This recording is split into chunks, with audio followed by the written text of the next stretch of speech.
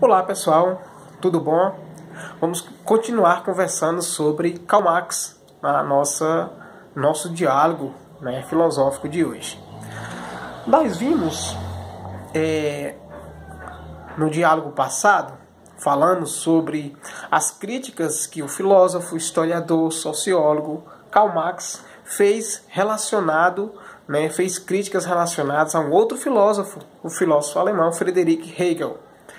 E nesse diálogo de agora nós vamos tratar de forma específica de um dos temas mais importantes, quando se tem como assunto filosofia, quando se tem como assunto o próprio Karl Marx, que é uma ideia chamada de materialismo histórico.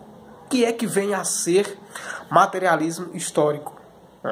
Então, quando se tem esse tema em debate, materialismo histórico, logo a gente vai lembrar de Karl Marx. A bem da verdade, quando a gente fala de materialismo dialético, nós poderíamos nos referir também a Friedrich Hegel. Mas, como o tema é especificamente sobre materialismo histórico, nós vamos nos referir ao filósofo, historiador e sociólogo Karl Marx. Então, de acordo com o pensamento desse filósofo, os seres humanos não podem e não deviam ser imaginados, ser pensados de forma abstrata, como pensava e como estudou Hegel, como estava posto na filosofia de Hegel. E também, segundo Marx, nem de forma isolada, os seres humanos não poderiam ser vistos e estudados de forma isolada, como na filosofia, como na ideia de um outro filósofo, de Feuerbach. Proudhon também falou sobre isso. Então Marx vai dizer, recapitula aqui conosco, segundo o pensamento de Marx, os seres humanos, a humanidade, não pode ser pensada de forma abstrata, como estava posto na ideia de Hegel, não pode ser visto e estudado de forma isolada, como estava posto nas filosofias de Feuerbach e Proudhon e tantos outros, Então foi por isso que Marx estabeleceu o seu método chamado de materialismo histórico. Então Marx criticou todos esses filósofos porque tratavam a humanidade de forma ora abstrata, ora isolada.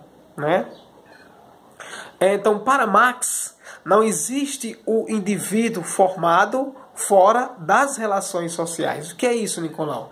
Que o ser humano, para Marx, que a humanidade não pode ser estudada, que o ser humano não pode ser estudado individualmente. Ele não pode ser entendido sem que seja relacionado com o que ele estabelece de relação com o outro.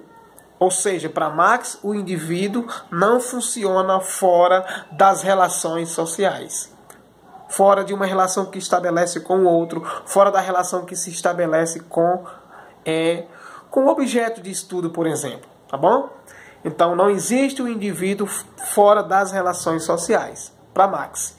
Ele destaca, por exemplo, que esse ponto é importante, porque ele vai enfatizar, dizendo que a ciência humana é o conjunto das relações sociais, que está posto, inclusive, na obra chamada de Tese contra Feuerbach. O que é que isso significa, Nicolau? Explique para nós. Isso significa que a forma como os indivíduos se comportam, a forma como os indivíduos agem, a forma como os indivíduos se sentem e pensam, está vinculada à forma como eles dão as relações sociais. O pensar, o agir, o sentir do homem enquanto humanidade está vinculada à forma como ele estabelece as relações com as outras pessoas. O homem e a humanidade só pode ser entendido através da relação social. É isso que Marx vai dizer.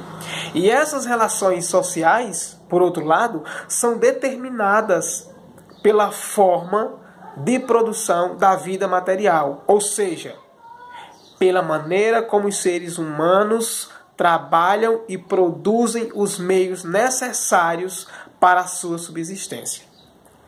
As relações sociais, para Marx, são determinantes e determinadas pela forma de produção da vida material.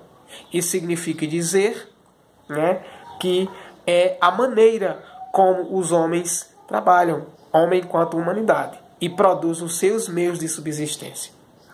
Tá bom? Eu espero que vocês tenham entendido e até o nosso próximo encontro.